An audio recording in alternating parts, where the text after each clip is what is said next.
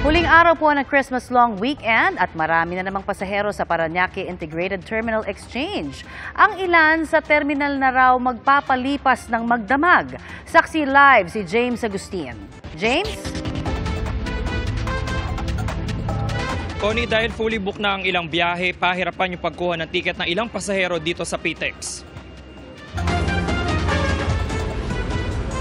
Kahit gabi na, marami pa ring pasahero na pauwi sa probinsya sa Parañaque Integrated Terminal Exchange o PTEX. Si Mariano naglib na raw sa trabaho para makauwi sa Bicol. Kasama niyang babiyahe ang live-in partner na si Donna.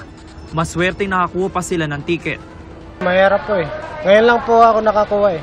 Kanina po, mga alas 7 po nakakuha ko. Hindi pa ako umuwi ng Pasko po eh. Ngayon lang po talaga ang uwi namin. Alauna kami nandito tapos ngayon lang kami nakakuha. Kasi mahaba yung pila. Ang pamilya Locanias nahirapan din kumuha ng tiket. Dito raw sila sa Metro Manila nagdiwang ng Pasko at pauwi na sa Bicol. Kanina hanggang alas 7 lang sila. May dumating silang bus pang alauna. Madaling araw na may makabiyahe. Opo. Pero si Aling Salvacion at ang kanyang anak, wala pa rin nakukuha ang tiket kaya sa terminal na sila magpapalipas sa magdamag. Mahirap dahil nakikisabayan kami sa dumarating ng mga pasahero. Ganyan. Kaya mahirap. Paano yan? Magtsatsaga na lang kami para makauwi ng Bicol. Excited ba kayo? Siyempre dahil makakasama namin ang pamilya namin.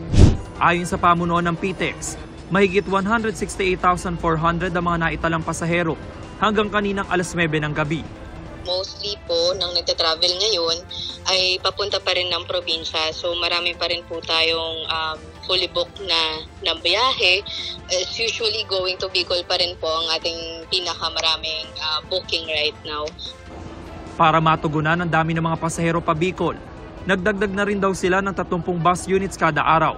Marami pa naman po tayong units na darating. At the same time, medyo na-delay lang po yung trips natin ngayon because of another traffic build-up within Quezon naman po.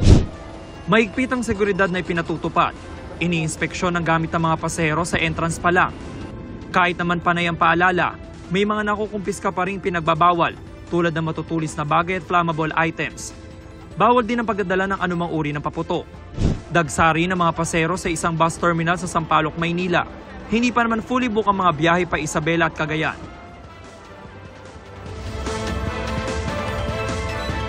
Samantala ko ni as of 10 p.m. ay pumalo na sa mahigit 175,300 yung mga pasahero dito sa PTEX. Ayon sa pamunuan niyan, simula pa kaninang umaga. Inaasahan naman yung muling dagsa ng mga pasahero sa darating na Biyernes hanggang weekend na po yan. At live mula rito sa PTEX para sa GMA Integrated News, ako si James Agustin, ang inyong saksi.